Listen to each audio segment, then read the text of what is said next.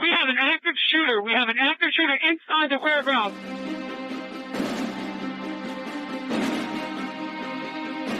Welcome to Active Shooter, a podcast that covers the whys, the hows, and the aftermath of active shooter and mass casualty events. They have an active shooter in the building. A second call says they are being attacked. I've been shot. 1692 means we got shots fired at 4:15 a.m. Route 291. Sounded like an automatic firearm.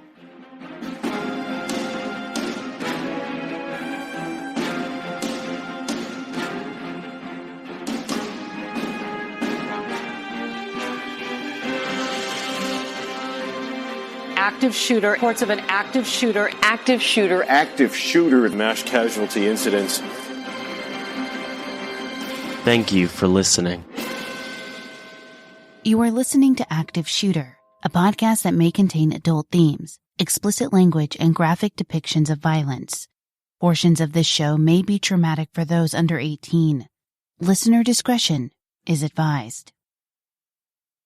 Several people have been shot at a grocery store in Tucson, Arizona, and a spokesman for the Pima County Sheriff's Department says that among the victims, or included in the victims, are at least 12 people. They describe them as injured. They do not use the word wounded. The shooting reportedly took place around 10 a.m. local time. That would have been noon Eastern time.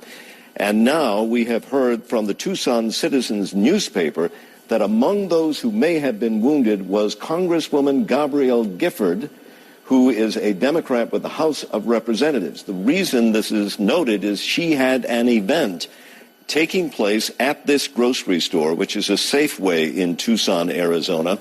It was described as a congressperson on your corner kind of gathering. These are often held by people in Congress where they go back to meet with their constituents.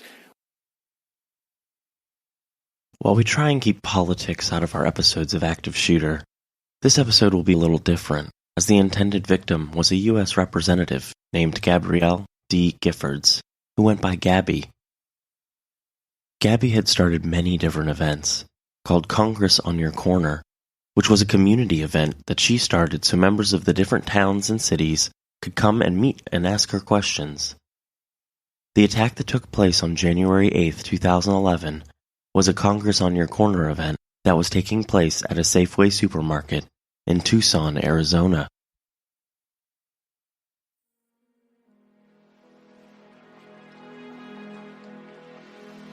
Active Shooter, the podcast, is a High Five Holly production, and I'm your host, JT. If you've listened to our prior episodes, you know that the Active Shooter podcast team has taken the No Notoriety pledge, and we will not be sharing the real name of the shooters that we cover. We will be giving the shooters a pseudonym and refer to them by that name throughout the episode. This will help in clearing up any confusion in the story, while remaining true to our pledge in not naming the shooter by their actual name. In today's episode, we will be referring to the shooter as Tom.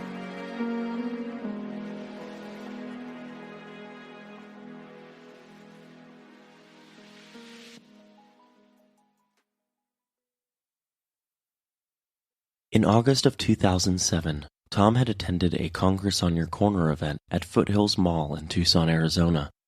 He had submitted a question to Congresswoman Giffords, asking, "What is government if words have no meaning?" The question he asked her was, what is government if words have no meaning? And she read it, and obviously, that's kind of a very convoluted question. Records differ as to what her response was exactly. Some say she didn't answer at all, while others say she gave a very general, non-specific answer. Whatever her response was to the question, Tom didn't approve of her answer. He immediately became irate, thinking that Miss Giffords had snubbed him. From that day on, he had an axe to grind with the Congresswoman, and would tell others how he felt she was unintelligent. When Tom heard that Gabby Giffords was going to be coming back to Tucson for another Congress on Your Corner event, he made sure that he would be there for it. In the early morning hours of January 8, 2011, Tom had checked into a Motel 6 in Tucson for just a few short hours. At 4:12 a.m., he shared a post on his MySpace page that had the title of, "Goodbye, friends." Hey, it's so I just want to tell you a good time. Peace out. Later. Between 7:30 and 9:30 a.m., he returned to his family home. He had been carrying a black backpack, and his father said that he couldn't put his finger on it, but something seemed off with his son that morning. When his dad asked Tom what was going on, Tom immediately fled down the sidewalk to the nearby Circle K gas station. Once at the gas station, he called for a cab to take him to the Safeway grocery store, located at 7170 North Oracle Road.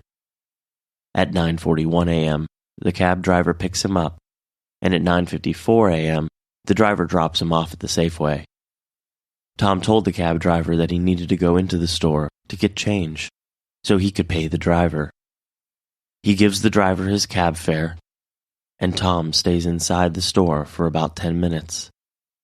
At 10:10 a.m., Tom exits the store and asks a bystander where the Congresswoman is. As the person points towards Gabby Giffords, Tom opens fire. At 10:11 a.m., the first 911 call came through dispatch. You need more than one ambulance. There's more than one person down. But the guy had a semi-automatic pistol. He went in, he just started firing, and then he ran. Is anybody injured? Did you say Gabrielle Giffords was hit? She's hit. Okay. I believe she's breathing. There's multiple people shot. Okay. Oh my God. Like I said, he shot. Okay. Ran. You okay, sir? We got help coming. My husband just called me and told me he was shot. He went to the Gabrielle Giffords, whatever they were doing today, and I don't know where he is. Your husband was shot? That's what he said. He just called me, and then the phone went dead.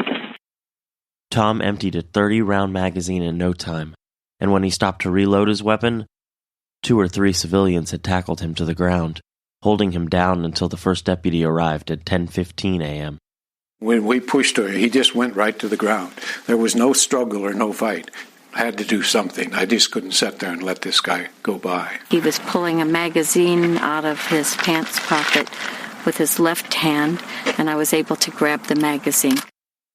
Just 4 short minutes later, at 10:19 a.m., the medics began to arrive. Gabby Giffords had been shot in the head, and first reports came through that she had been killed. A short time later, the media withdrew that statement and said she had been critically injured. Within 38 minutes of arriving at the University Medical Center, she was in emergency surgery. Part of her skull had to be removed to prevent brain swelling, and Gabby was put into a medically induced coma. The scene was chaos. Police were restraining people. Folks were running and screaming. Some were bleeding and didn't know if it was their blood or someone else's. As the police officers were putting Tom into the back of their patrol car, he only muttered 4 words. I plead the 5th. 6 people died at the hand of Tom, and as stated earlier, Congresswoman Gabby Giffords was injured. The youngest victim was Christina Taylor Greene. She was 9 years old.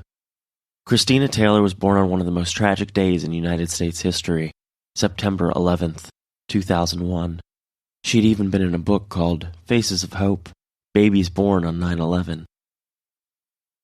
She had always had a love for politics and jumped at the chance to go to the Congress on Your Corner event with her neighbor. Her neighbor was shot 4 times but survived her injuries. Christina Taylor had attended Mesa Verde Elementary School and had just been elected to the school student council. She was looking forward to serving for her school. She was also very athletic and came from an athletic family. She was the granddaughter to former Major League Baseball player and manager for the Philadelphia Phillies, Dallas Green. Christina Taylor herself had enjoyed playing baseball and was the only girl on her baseball team. She played second base. Christina Taylor's strong-willed personality stayed with her as she fought to survive and was the only victim not to die at the scene. She passed away hours later at the University Medical Center. Dorothy Morris, or Dot to her friends and family, was born on December 26, 1934, and was 76 years old at the time of the attack. Dot was a retired executive secretary for the IRS. On May 11, 1956, Dot met her soulmate, George, at a high school dance at Reno High School. George was with Dot on the day of the shooting and was wounded in the attack. Before attending Reno High School, she went to St. Thomas Catholic Grade School and Bishop Manogue High School before transferring and graduating from Reno High School in 1952. After high school, Dot went to the University of Nevada, Reno, and graduated from Reno Business School. She was very devoted to her family and loved spoiling her 3 grandchildren. Dot and George enjoyed traveling the country in their motorhome, visiting different campgrounds, cooking, and dancing. Judge John Roll was the Chief Judge of the U.S. District Court for Arizona. He was born on February 8, 1947, making him 63 years old at the time of the attack. Judge Roll was born in Pittsburgh, Pennsylvania, and would later attend the University of Virginia and University of Arizona College of Law. He began his career as court bailiff and became Assistant City Attorney of Tucson in 1973. Later in 1973, he became Deputy Prosecuting Attorney in Pima County, Arizona, until 1980. In 1980, he began his service as Assistant United States Attorney and remained in that position for about 7 years before serving as state judge for 4. He was then appointed to a federal judge seat. Judge Roll was instrumental in pushing for more judges to be placed on the bench as border violence had become more of an issue.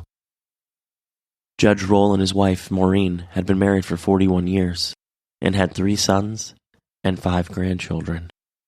He was a devoted Roman Catholic and went to Mass daily. On January 8, 2011, Judge Roll was on his way home from church when he decided to stop and visit with Gabby. He never made it home.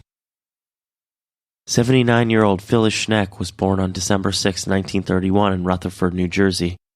She later moved to Tucson, Arizona and had 2 daughters and 1 son. Phyllis had 7 grandchildren and 1 great-grandchild.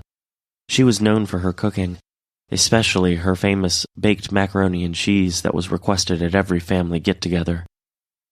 Phyllis was also a very talented quilter. She spent her winters in Tucson to avoid the snow and the cold, and she'd go back to Rutherford, New Jersey in the summer to avoid the Tucson heat. While in Tucson, Phyllis was active at the Northminster Presbyterian Church, and while in Rutherford, she attended the Green Pond Bible Church. Any free time that Phyllis had was spent volunteering at the churches she attended. Dorwin Stoddard, who went by Dory, was 76 years old when he was taken from this earth. Dory was a born-again Christian who was active at the Mountain View Church of Christ. In 1953, he met and married his wife, Arlene, and together they had 3 boys. In 1995, Arlene tragically passed away. The next year, 1996, Dory reconnected with his love from 6th grade, Mavie. Dory enjoyed spending time in Pinedale, Arizona, and in Sequim, Washington. On the day of the shooting, Dory had thrown himself on Mavie in an attempt to save her life. His attempt was successful, as Mavie was only wounded, and Dory would tragically lose his life. Dory was proud of the fact that he visited all 50 states and 28 countries. When he wasn't traveling, Dory enjoyed whitewater rafting, fishing, and hunting.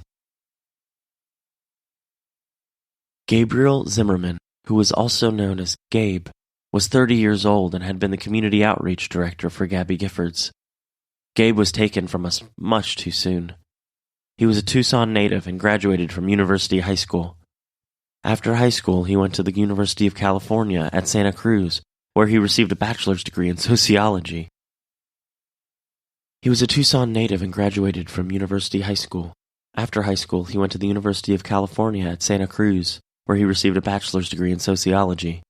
After graduating from the University of California at Santa Cruz, he went on to the Arizona State University and obtained a master's degree.